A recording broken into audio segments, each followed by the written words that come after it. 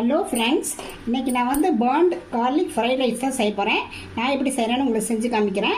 First time video பார்க்குறவங்களாம் தான் subscribe பண்ணிக்கங்க. பக்கத்தில் இருக்க பெல் பட்டனை கிளிக் பண்ணி நான் போடுற வீடியோலாம் உங்களுக்கு உடனுக்குடன் வந்து சேரும். வாங்க வீடியோக்குள்ளே போகலாம். ஒரு பாத்திரத்தில் எண்ணெய் ஊற்றிருக்கேங்க. இந்த மாதிரி பூண்டு வந்து இந்த மாதிரி கட் பண்ணி வச்சுருக்கேன். ஒரு 50 கிராம் இருக்கும். இந்த மாதிரி சைஸ் நல்லா செவக்கிட்டுங்க. இந்த மாதிரி நல்லா செவங்க வதங்கணுங்க. ஒரு பெரிய வெங்காயம் நல்லா பொடிசு அந்த மாதிரி கட் பண்ணி வச்சுருக்கேன். அது இதெல்லாம் போட்டு எப்பவுமே ஹை ஃப்ளேம்லேயே வச்சு வதக்கிக்கலாம். பீன்ஸ் கொஞ்சம் ஒரு சின்ன கப்பில், அப்புறம் கேரட்டு அது ஒரு சின்ன கப்பில் வச்சுருக்கேன்.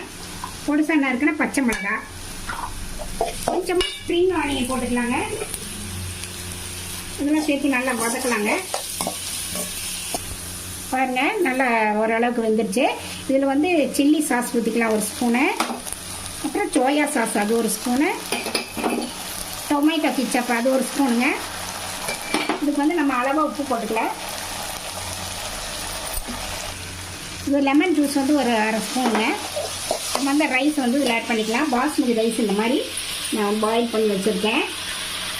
200 கிராம் போட்டுக்கேன். இதோட சேர்த்துக்கலாம்.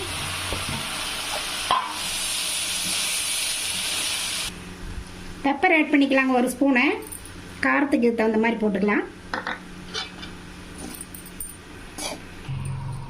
பாருங்கள் எப்படி இருக்குன்ட்டு. இது வந்து கார்லிக் போட்டு நல்லா செய்கிறதுனால ரொம்ப உடம்புக்கு ரொம்ப நல்லது.